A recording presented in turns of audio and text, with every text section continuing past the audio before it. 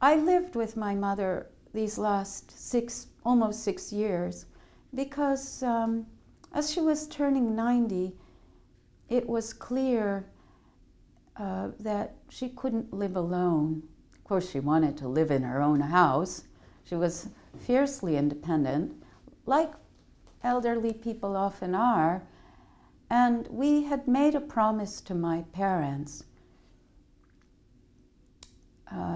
that we would always stay together. You know, that's partly the legacy of Shoah. We couldn't stay with our parents.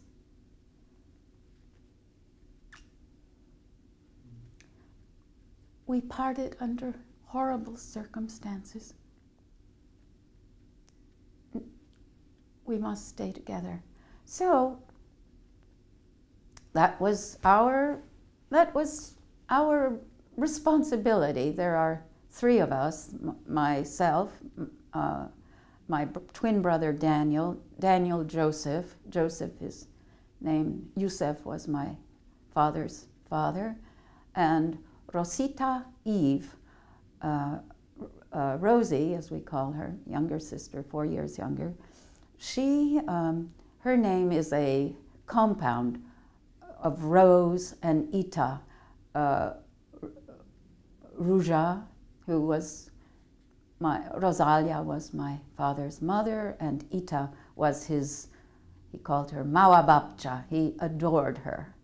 So, and also he had a girlfriend, Ruja, whom he lost terribly. But it was our commitment to our parents that we stay together. So as Mom was turning 90, and it was clear she really needed to be nurtured, she came to live with me in Vermont, in Burlington, Vermont. My beloved Monge said, yes, we must take your mother in and we'll give her the best life we know how. And it was splendid to live with her in those years. Yes, she was diagnosed with dementia, but people with dementia have soul and spirit. I learned so much in those years. Do I have regrets? Of course. I wasn't always patient. And nursing an elderly person, I have such respect for people who even know how to help an elderly person move and toilet himself. You know, because certain things, personal hygiene, becomes a matter of necessary supervision, and, you know, to be able to do these things with patience and dignity. I'm not sure I always pass the test, but her forgiveness, I believe, is absolute, Mother, my dearest one. So let's read her own poetry. These are poems that she began, you know, she was not a, what's that one? She was a Grigipurek? Grigipurek. Yeah, I just learned this word. She didn't take herself seriously as a writer, but I took her seriously. Just listen.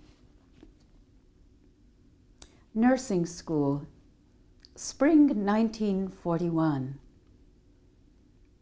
Whenever I hear the Chopin Piano Concerto No. 1, I see you, Zosha Wilner, freckled, innocent, bent over the smuggled instrument. The sundown becalming yet another day in the ghetto. The weary light seeps through the window. The notes arise, now linger, now descend, in search of the horizon. They sculpt a path in the spring that is forbidden us. Zosha, my comrade, the folk-spun subtleties of Chopin ply us with elation, Soon Irena, in confluence with piano, lifts her red-head soprano. This spontaneous duet holds me in thrall. I will not fall, victim of forgotten moments.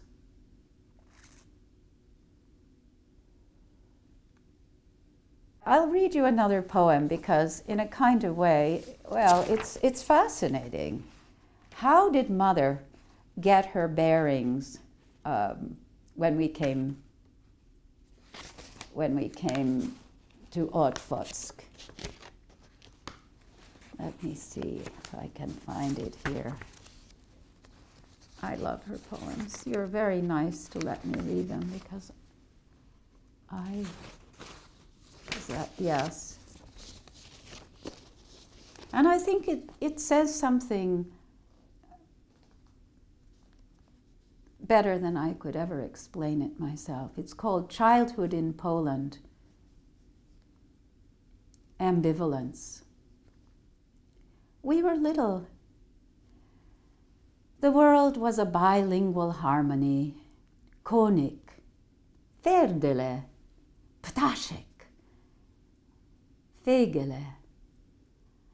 At the crossroads of Otfotsk, a monument of worried Jesus Christ faced the better part of town, where rainwater tamed by pavement did not frolic in the gutter, and Yiddish was hidden like a flawed offspring.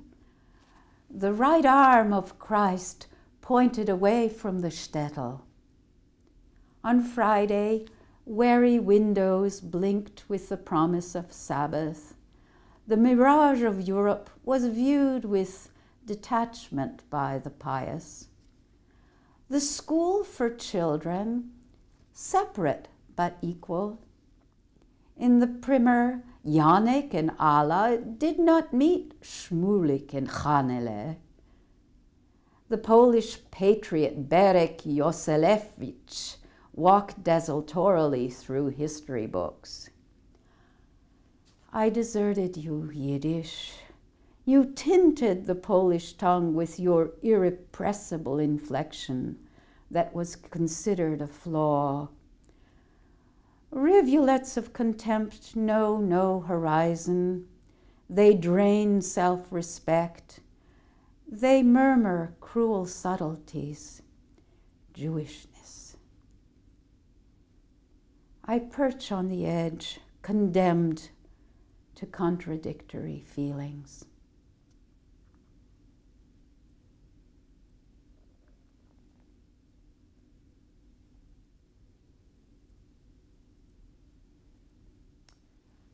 So, as we walked from the train station, it's more than 20 years ago, when she saw the pointing Jesus Christ, and he's still standing there pointing. I saw him on Saturday. She got her bearings. She got her orientation. And then she knew how to find her way home to her house. Of course, nobody was there. Nobody is there. Mother wasn't able to come back. She didn't want to come back. When she knew that everybody had been killed, she heard. She didn't want to come back. It was painful. She had to forget to go on, to live in the present, you know.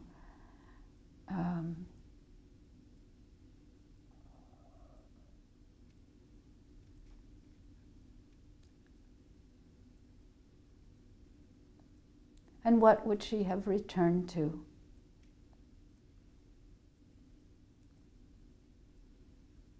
What would she have returned to?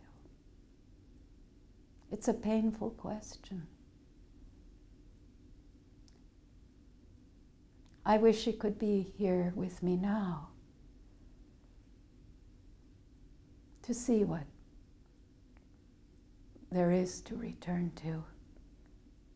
Kindness, solicitude,